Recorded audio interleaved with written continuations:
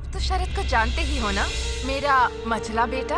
पंडित जी, अब आपको ही उसके लिए एक अच्छी लड़की ढूंढनी होगी।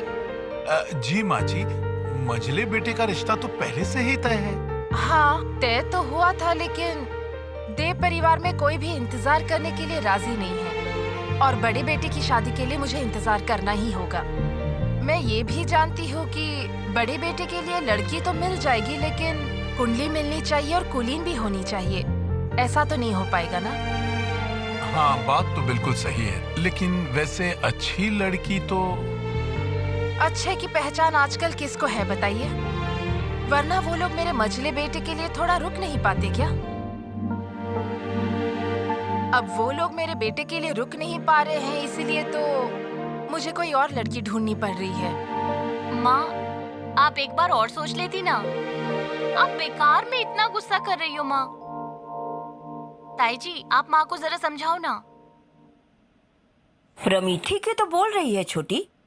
छोटी तू एक बार सोच कर देखना। देखिए, विभावती ही मेरे लड़के के लिए एकदम सही लड़की है, मैं ये नहीं मानती। नहीं, ऐसा तो नहीं। दरअसल मैं बोलना चाह रही थी कि लड़की बहुत ही अच्छी है। पता नहीं क्यों वो बहुत ही अच्छी लगने लग गई है और घर के सब लोगों को तो पता चल ही चुका है कि वो इस घर की बहू होगी।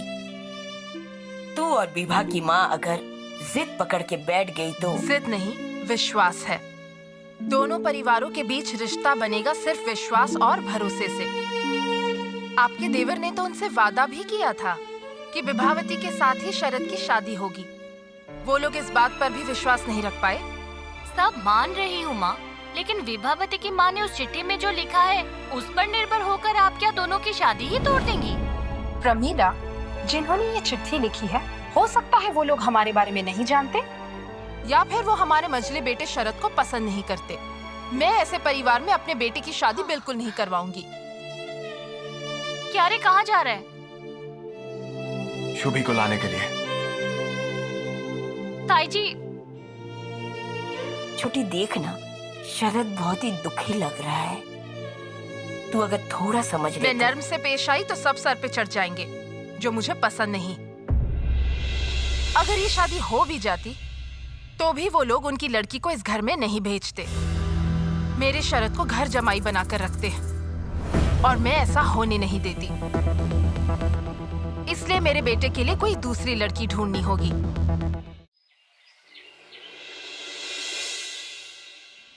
विभा, मैं क्या कह रही थी? मनमत और उसकी माँ ललिता देवी ने तुझे पसंद किया है।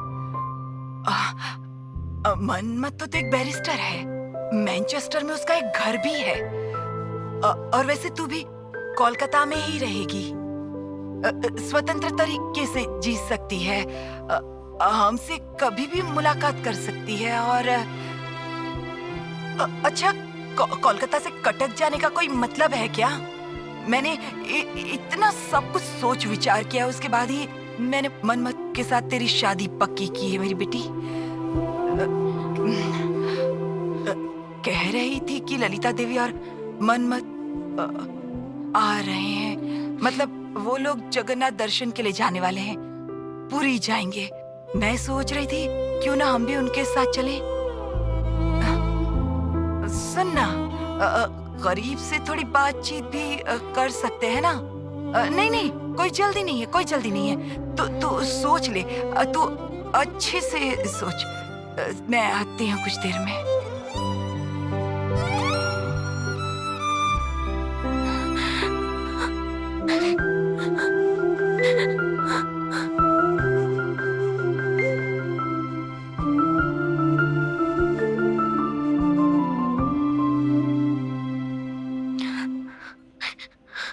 विभा, भैया, माँ तो पूरी जाने के लिए अपना मन बना चुकी है। किसी तरीके से ये रोक नहीं सकते हैं भैया। भैया देखो ना, आप किसी तरीके से इसे रोक दो। आप जरूर रोक सकते हो। विभा, रोकने का आखिरी रास्ता भी बंद हो गया है।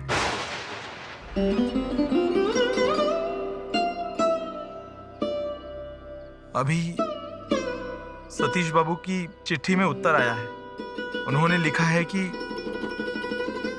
इस विषय में उनके मां के सिद्धांत ही आखिरी हैं।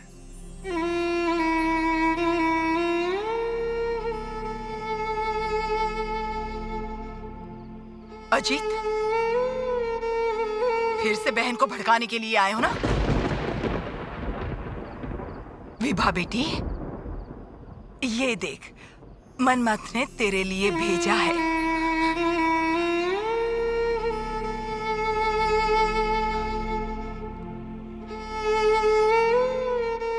खास केक। थोड़ा सा चक्कर तो देख बेटी, देख, अच्छा लगेगा।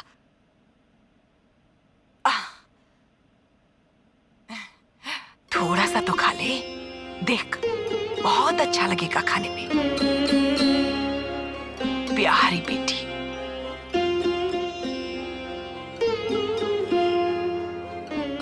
हम कब निकलने वाले हैं?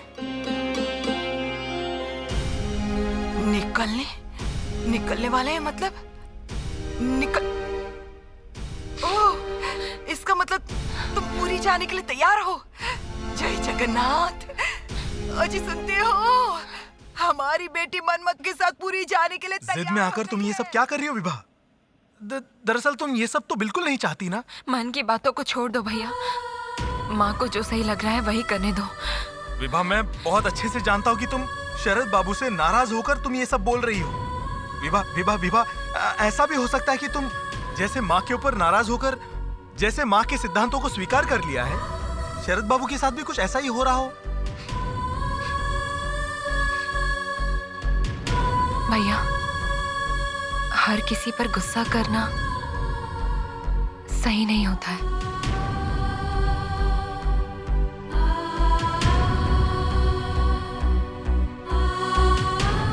खाइए।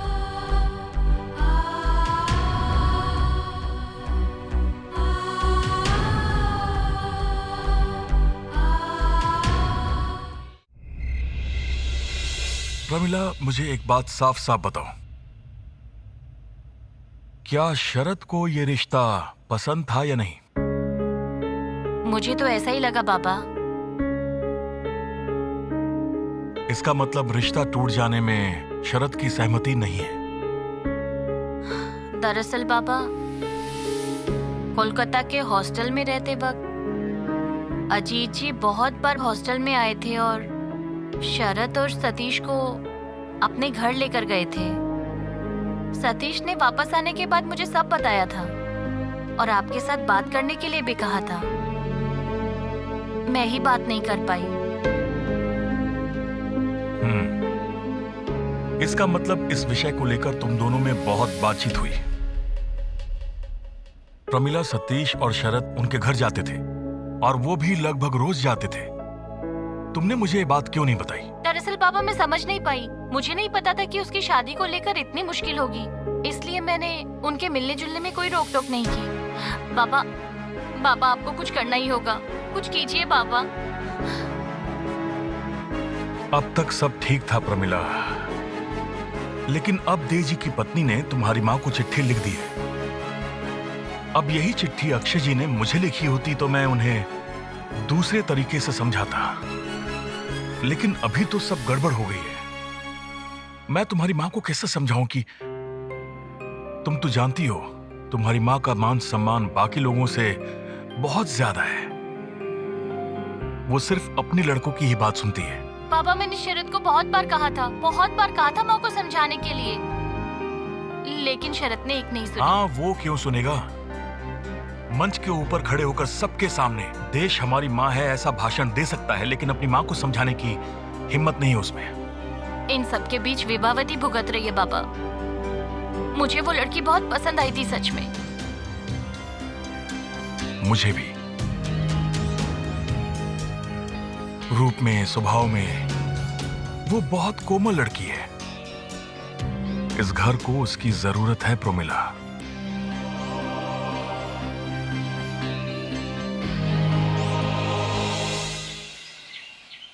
विभा बेटी, मुझे तुमसे कुछ पूछना है। मनमथ से शादी करने में तुम्हें कोई आपत्ति तो नहीं है ना? तुम्हारे माँ बाबा के सामने ही तुमसे ये सवाल कर रही हूँ। दरअसल मेरा ये मानना है कि शादी से पहले लड़कों की इच्छा जानना जितना जरूरी है, उतना ही जरूरी होता है शादी के लिए लड़की की मर्जी जानना।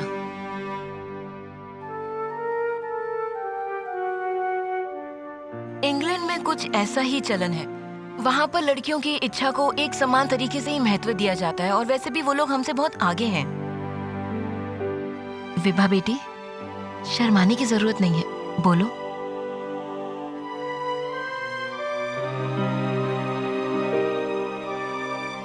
बोलो विभा बेटी। दरअसल ललिता जी, विभा काफी शर्मीली है। ये अपनी इच्छा को अच्छे से बोल नहीं पाती है। शर्मीली नहीं हूँ माँ। दरअसल मैं अपने ही देश में पली बड़ी हूँ ना, इसलिए माँ बाबा जो चाहेंगे वैसा ही करूँगी। इनका फैसला ही मेरा फैसला है।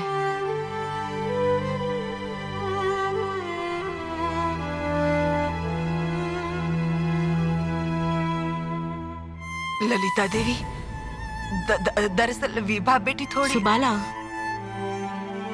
विभा बेटी मुझे पसंद है। उसके पास खुद की एक विचारधारा है। वो क्या है कि इंग्लैंड में काफी समय बिताया है मैंने। वहाँ पर लड़कियों की इच्छाओं को बहुत ज्यादा महत्व दिया जाता है। सुबाला, विभा बेटी ही मेरी बहू बनेगी।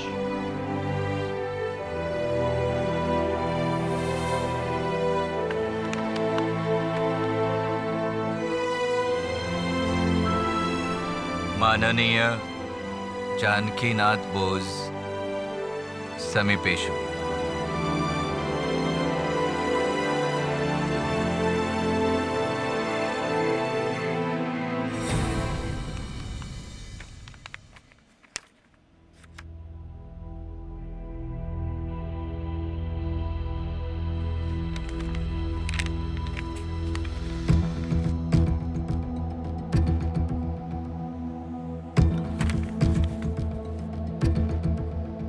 गुप्ता जी, इस मामले की सुनवाई के लिए अगले हफ्ते का समय मिला है।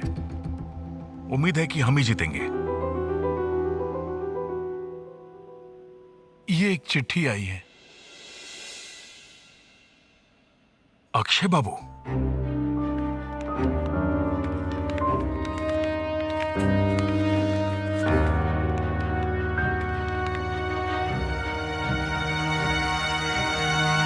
सतीश और शरद घर में हैं? जी हाँ है। उनसे कहो मैंने बुलाया है। हाँ। चलिए फिर, ये तो तय हो गया। आप लोग निश्चिंत होकर जाइए। ठीक है। नमस्कार। नमस्कार।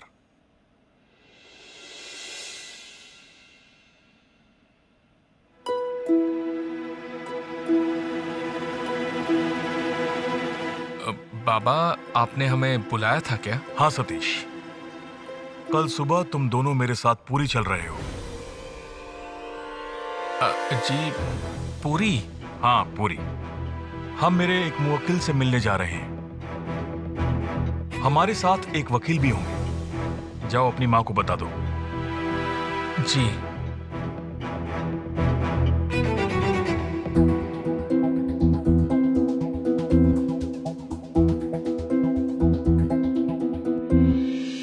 माँ, बाबा कह रहे थे कल सुबह उनके साथ पूरी चलना होगा। माँ, हाथ पैर धो लिए हैं मैंने। तुम सबको पूरी जाना है, लेकिन वहां जाकर करोगे क्या? पता नहीं माँ, बाबा ने तो बस कहा कल सुबह उनके साथ पूरी चलना है। उन्होंने कहा कि पूरी में एक मुवक्किल आने वाले हैं और साथ में एक वकील भी। पूरी? और मुझे नहीं ले जाओगे? ओ मजले भैया, ओ बड़े भैया, आप एक बार बात करके देखिए ना, बाबा आपकी बात जरूर मानेंगे। बोलो ना बड़े भैया, मजले भैया, बोलो ना। सुरेश भैया, आप अकेले क्यों जाएंगे? हम भी आएंगे। ओ माँ, बाबा को बोलो ना, हम सब साथ में पूरी चलते हैं। अरे माँ बोलो ना, बात करो ना माँ। बोलो ना बाबा को। बोलो ना माँ, माँ बोलो। चुप ना। करो, कोई कहीं नहीं जाएगा। तुम लोगों ने क्या सोच लिया? बाबा को जरूर कुछ काम है, इसीलिए तो मजले भैया और बड़े भैया को साथ ले जा रहे हैं। तुम सब जाकर क्या करोगे? और तुम्हारी तो परीक्षा निकट आ रही है ना, जाओ जाके पढ़ाई करो, जाओ। तुम सब अपना दिल छोटा मत करो, अभी चलो, बाद में खेलते हैं। अच्छा माँ, मैं कह रहा तुम्हें था भी कि पूरी जाना है? कहीं नहीं जाओगे तुम अभी अभी नए स्कूल में भर्ती हुए हो ना शुभी? नहीं नहीं माँ, मैं पूरी जाने की बात नहीं कर रहा। मैं पता करने आया था कि मेरे पास धोती है क्या? धोती? धोती से तुझे क्या करना है शुभी? जरूरत है भैया। शुभी? ए सुबी, धोती का शुभी, क्या करना है शुभी, रुक तुझे? तो। सुबी, पता नहीं इसके दिमाग में क्या क्या चलता रहता है, भगवान जाने। थक गई मैं इन सब के चक्कर में।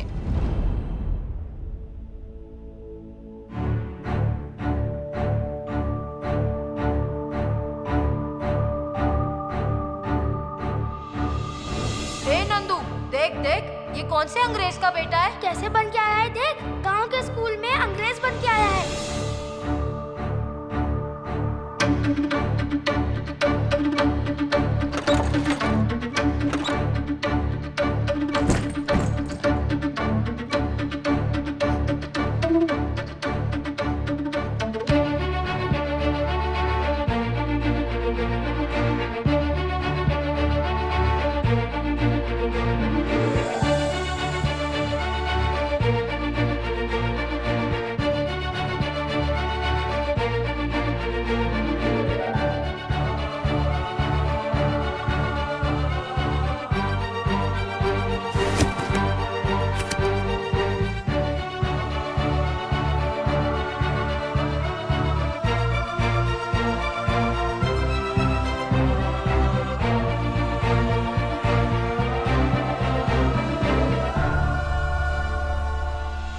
हमारे बक्से का सामान फैलाकर रख दिया। चलो। अच्छा, कैसी बातें कर रहे हो तुम सब? बताओ तो, तुम्हारे बक्से को हाथ लगाया किसकी इतनी हिम्मत? मैंने तो कहा है, अपनी आंखों से देखो। चलो, मामा ने भी देखा है। हाँ। मामा बताओ।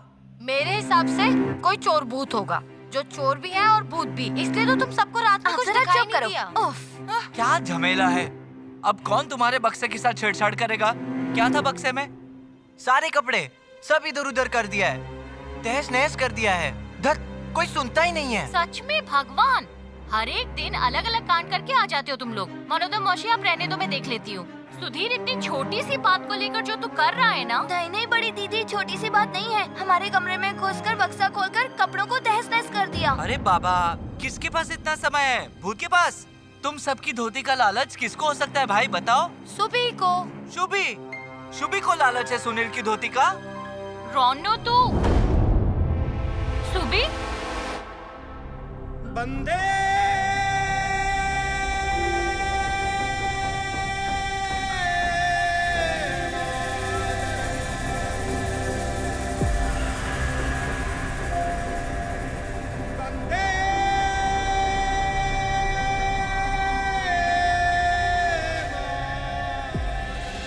ये सब क्या है सुबी? माँ जी, माँ जी। ये क्या पहन लिया तूने शुभी? शुभी, ये तो मेरी धोती शर्ट है। तुझ पर कितनी अजीब दिख रही है रे। तू क्या क्या करता है रे?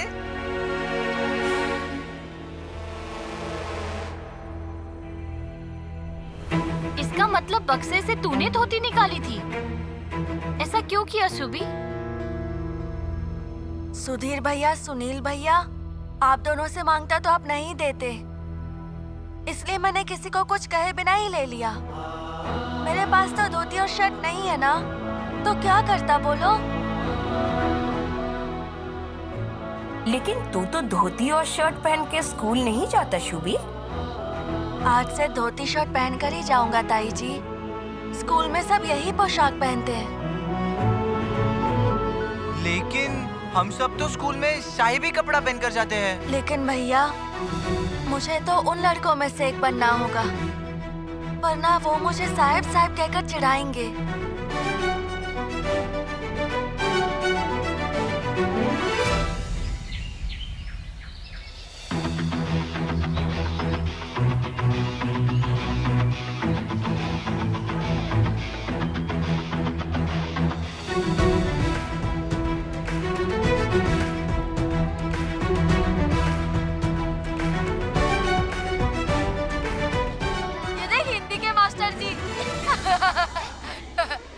ओए सुन सुन, तुझे पता है आज क्या हुआ?